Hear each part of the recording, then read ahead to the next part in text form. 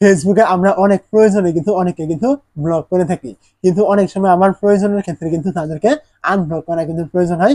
তো যখনই আমরা আনব্লক করতে যাই ওই সময় কিন্তু তাদের নামগুলো কিন্তু আমরা আর খুঁজে পাই না, এমন সমস্যা কিন্তু অনেকের সাথেই হয়ে থাকে। তো আপনার সাথে যদি এমন কোনো সমস্যা হয়ে থাকে, আপনি কোনো ফ্রেন্ডকে ব্লক করেছেন, পরবর্তী আনব্লক করার জন্য তাকে আর খুঁজে পাচ্ছেন না, তো এইটা আপনি কিভাবে সমাধান করবেন? তো এইটা সমাধান করতে হলে আপনি কি করবেন, এখান থেকে তো মেসেঞ্জার অ্যাপটি রয়েছে, আমি আপনাদের দেখানোর জন্য এখান থেকে মেসেঞ্জারে চলে আসলাম।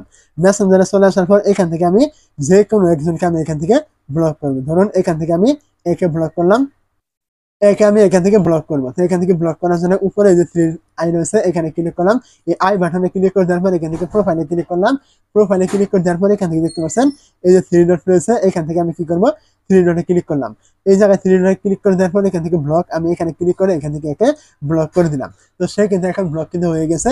এখন কিন্তু তাকে কিন্তু আর আমি কোনোভাবে কিন্তু এখানে খুঁজে পাবো না, মানে অনেকে রয়েছে খুঁজে কিন্তু পায় না তাকে আমার পরবর্তীতে আনব্লক করে দেওয়ার জন্য। তো আপনার এমন সমস্যা হয়ে থাকলে আপনি কি করবেন? তো আপনি কি করবেন, চলে আসবেন আপনার ফেসবুক অ্যাপটি রয়েছে, আপনি এইখানে আবার চলে আসবেন।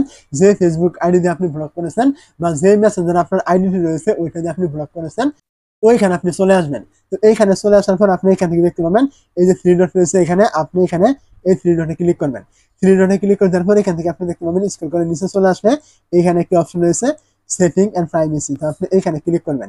তো যখন এই জায়গায় ক্লিক করবেন তার নিচে এখান থেকে সেটিংস আপনি পেয়ে যাবেন, আপনি এইখানে আবার ক্লিক করবেন।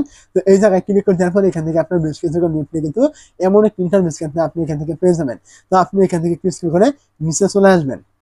তো এইখান থেকে আপনি যখন স্ক্রল করে নিচে চলে আসবেন তখন আপনি এখান থেকে একটা অপশন পেয়ে যাবেন এই যে ব্লকিং নামে। তো আপনি কি করবেন, এখানে ক্লিক করবেন।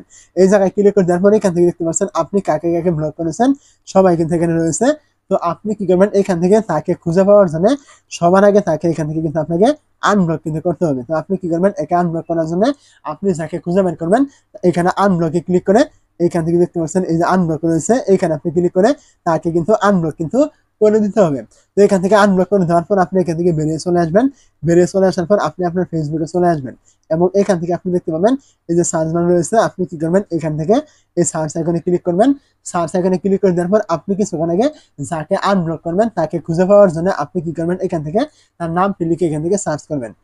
তো যখন এখান থেকে নামটি লিখে সার্চ করবেন এখান থেকে কিন্তু দেখতে পাচ্ছেন নামটি কিন্তু চলে আসবে এবং এখান থেকে দেখতে পাবেন এই যে মেসেজ অপশন, আপনি এখান থেকে কিন্তু তাকে খুঁজে বের করে আবার কিন্তু তার সাথে যোগাযোগ কিন্তু আপনি করতে পারবেন এবং এখানে কিন্তু সে আপনার ফ্রেন্ড থাকবে, সবকিছু ঠিক থাকবে। আপনি যদি খুঁজে না পান আপনি এইভাবে এসে এখান থেকে যে মেসেজে ক্লিক করলে আপনি কিন্তু তাকে এখান থেকে আবার ঠিক আগের মতো কিন্তু মেসেজ কিন্তু এখান থেকে করতে পারবেন।